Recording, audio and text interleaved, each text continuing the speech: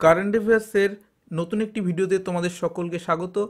আজকের ভিডিওর টপিক হলো অস্কার অ্যাওয়ার্ড তথা একাডেমি অ্যাওয়ার্ড 2024, যার 96তম সংস্করণ লস অ্যাঞ্জেলস শহরে রিসেন্টলি অনুষ্ঠিত হলো।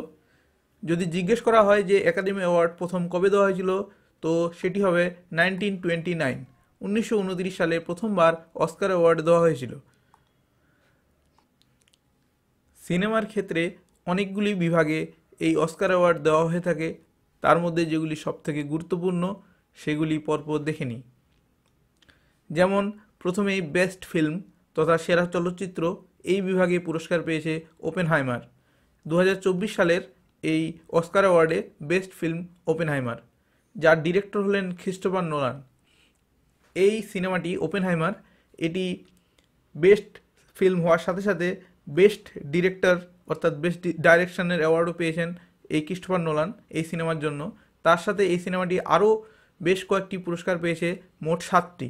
যেমন বেস্ট সেরা অভিনেতা, সেরা সহ অভিনেতা এবং বেস্ট এডিটিং ইত্যাদি বিভাগগুলিতে এটি পুরস্কার পেয়েছে।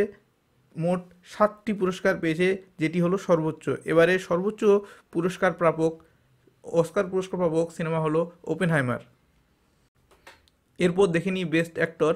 সিলিয়ান মার্ফি, তিনি ওপেনহাইমার সিনেমার জন্য মুখ্য চরিত্রের সবথেকে বড় পুরস্কার অর্থাৎ বেস্ট অ্যাক্টর পুরস্কার পেয়েছেন সিলিয়ান মার্ফি। এবং বেস্ট অ্যাক্ট্রেস তিনি হয়েছেন এমা স্টোন। তার সিনেমার নাম পুওর থিংস। পুওর থিংস এই সিনেমার জন্য এমা স্টোন পেয়েছেন বেস্ট অ্যাক্ট্রেস অ্যাওয়ার্ড। এরপর বেস্ট সাপোর্টিং অ্যাক্টর তিনি রবার্ট ডাউনি জুনিয়র। তিনি এই সাপোর্টিং অ্যাক্টরে বেস্ট সাপোর্টিং অ্যাক্টর হিসেবে ওপেনহাইমার সিনেমায় অভিনয়ের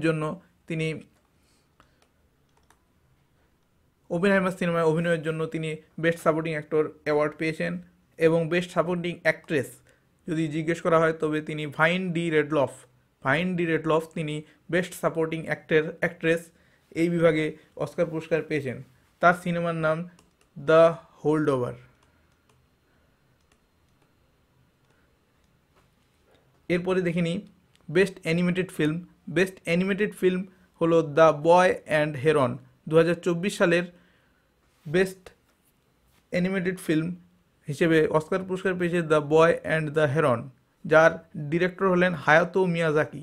তিনি অনেক বিখ্যাত ডিরেক্টর, তার নাম উল্লেখ করেছি কারণ পরীক্ষায় এখন অনেক কিছুই আসে, তাই আমাদের একটু এক্সট্রা ইনফরমেশন জেনে রাখা ভালো। ডিরেক্টর হলেন হায়াতো মিয়াজাকি, সিনেমার নাম the boy and the heron. এটি বেস্ট অ্যানিমেটেড ফিল্ম এই বিভাগে পুরস্কার পেয়েছে। অনেক সময় আসতে পারে বেস্ট অ্যানিমেটেড ফিচার ফিল্ম, অর্থাৎ সেটাও একই জিনিস বলা হচ্ছে, বেস্ট অ্যানিমেটেড ফিল্ম। এবং আরেকটি বিভাগ থাকে বেস্ট অ্যানিমেটেড ফিল্ম শর্ট, অর্থাৎ বেস্ট শর্ট অ্যানিমেটেড ফিল্ম। সেই বিভাগে পুরস্কার পেয়েছে ওয়ার ইজ ওভার। এই সিনেমাটি দ্য ওয়ার ইজ ওভার সিনেমাটি বেস্ট অ্যানিমেটেড ফিল্ম এই বিভাগে এবছরের 2024 সালের অস্কার অ্যাওয়ার্ডে অস্কার লাভ করেছে। এরপর বেস্ট ডকুমেন্টারি বিভাগে 20 ডেজ ইন মারিউপল এই সিনেমাটি পেয়েছে 2024 সালের অস্কার অ্যাওয়ার্ডে সেরা বেস্ট ডকুমেন্টারি পুরস্কার 20 ডেজ ইন মারিউপল।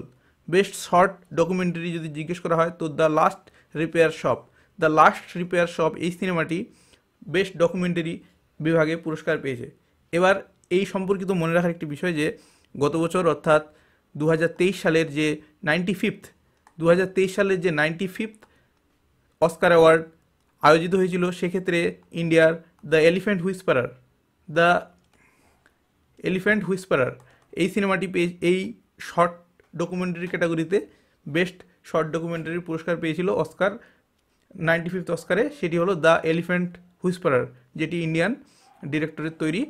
তো সেই সিনেমাটি ছিল গত বছরে। এবারে best short documentary the last repair shop.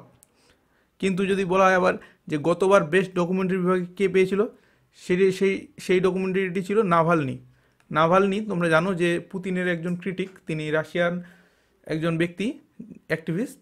তো তার মৃত্যু হলো 47 বছর বয়সে এই মাসেরই ফেব্রুয়ারিতে, গত মাসের ফেব্রুয়ারিতে তার মৃত্যু হলো। তো এই বিষয়টি খুবই নিউজে ছিল। তো যাই হোক, নাভালনি এই মুভিটি, এই ডকুমেন্টারিটি গত বছরের বেস্ট ডকুমেন্টারি বিভাগে সিলেক্ট হয়েছিল। Best song what was I made for, এই গানটি বেস্ট সং বিভাগে অস্কার পেয়েছে, যেটি বারবি সিনেমা থেকে, যার সিঙ্গার ছিলেন বিলি আইলিশ। এই গানটি এবছর গ্র্যামিতেও একটি পুরস্কার পেয়েছে। তো এই নামটি তোমাদের আগের ক্লাসে যখন গ্র্যামির ক্লাস করিয়েছিলাম সেখানেও এই গানটির উল্লেখ তোমরা পাবে। Best song what was I made for Barbie, বিলি আইলিশের লেখা। এরপরে best costume design. Best costume design তোমাদের বলেছিলাম যে পুয়ার থিংস। পুয়ার থিংস সেই সিনেমাটি যেটির জন্য এমা স্টোন তিনি বেস্ট অ্যাক্ট্রেসের অ্যাওয়ার্ড পেয়েছেন, সেই সিনেমাটি হলো পুয়ার থিংস। তা সেই সিনেমাটি বেস্ট কস্টিউম ডিজাইন এই পুরস্কার লাভ করেছে। তোমাদের এটি উল্লেখ করার কারণ হলো আমাদের মনে রাখতে হবে যে 1983-তে আমাদের ভানু আথিয়া যে আছেন তিনি প্রথম ভারতীয় অস্কার উইনার। তিনি গান্ধী সিনেমাতে তার কস্টিউম ডিজাইনের কারণে প্রথম অস্কার লাভ করেছিলেন ভারতীয় হিসেবে। তো এটি মনে রাখার বিষয়। তাই এক্ষেত্রে বেস্ট কস্টিউম ডিজাইন এই বছর অর্থাৎ 96th যে আমাদের অস্কার অ্যাওয়ার্ড অনুষ্ঠিত হলো সেক্ষেত্রে পুয়ার থিংস সিনেমাটি বেস্ট কস্টিউম ডিজাইনের অ্যাওয়ার্ড পেয়েছে। তো আরেকবার পুরো বিষয়গুলি প্রথম থেকে রিভাইজ করিয়ে নিই যে আমাদের এবছর কত 2024 সালে 96তম অস্কার অ্যাওয়ার্ডের সংকলন অনুষ্ঠিত হলো। এবার আমাদের কিছুদিন আগে যে বাফটা অ্যাওয়ার্ড দেওয়া হয়েছিল সেটির ছিল 77তম সংস্করণ বাফটা, যেটি ব্রিটিশ থেকে দেওয়া হয়, অর্থাৎ সেটি ইংল্যান্ডের এবং এটি আমেরিকার। তো বাফটা অ্যাওয়ার্ড 77তম সংস্করণ প্রথমবার দেওয়া হয়েছিল 1949-এ। এটি তোমাদের তখনও বলেছিলাম বাফটার সময় যে 1929-এ প্রথমবার অস্কার অ্যাওয়ার্ড দেওয়া হয়েছিল। তো আশা করি মনে থাকবে যে 1929-এ প্রথমবার অস্কার দেওয়া হয়েছিল এবং এবছর 96তম সংস্করণ। এরপরে বলেছিলাম যে বেস্ট ফিল্ম ওপেনহাইমার, যেটির ডিরেক্টর ছিলেন ক্রিস্টোফার নোলান। মোট 7টি বিভাগে এই সিনেমাটি অস্কার জিতেছে, যেটি এবছরের সর্বোচ্চ। এরপরে বেস্ট অ্যাক্টর ছিলেন Cillian Murphy, best actress Emma Stone, তার সিনেমার নাম পুয়ার থিংস, এবং সিলিয়ান মার্ফির সিনেমার নাম ছিল ওপেনহাইমার। এরপরে best supporting actor Robert Downey Junior, তিনি ওপেনহাইমার সিনেমার জন্য, এবং ইনি প্রথম তার অস্কার এটি। তো যাই হোক, অনেকেই এক্সপেক্ট করছিল যে তিনি জিতবেন, যেহেতু তিনি আগে কখনো পাননি ভালো অ্যাক্টর হওয়া সত্ত্বেও। তো এরপরে বেস্ট সাপোর্টিং অ্যাক্ট্রেস তিনি হলেন ভাইন্ডি রেডলফ, তার সিনেমার নাম দ্য হোল্ড ওভার।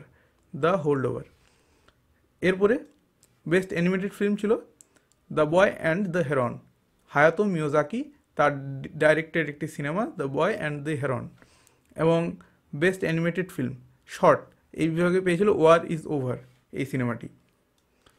এরপরে best documentary 20 Days in Mariupol, এবং বলেছি যে 2023-এ 95th কে জিতেছিল নাভালনি, তার মৃত্যু হলো কবে এই বছর ফেব্রুয়ারিতে। এবং বেস্ট শর্ট ডকুমেন্টারি গত বছর জিতেছিল 2023-এ দ্য এলিফ্যান্ট হুইসপারার, ইন্ডিয়ান একটি। এবছর অস্কারে ভারতীয় কোনো সিনেমাই অস্কারে পায়নি কোনো রকম পুরস্কার।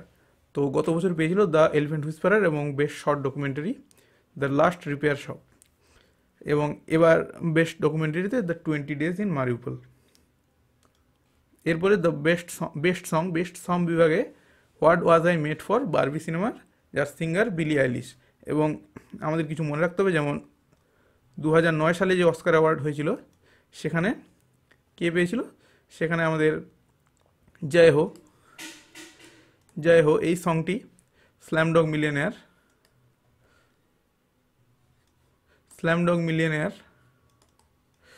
এই সিনেমাতে স্ল্যামডগ মিলিয়নেয়ার সিনেমার জয় হো গানটি 2009 সালে বেস্ট সং পেয়েছিল।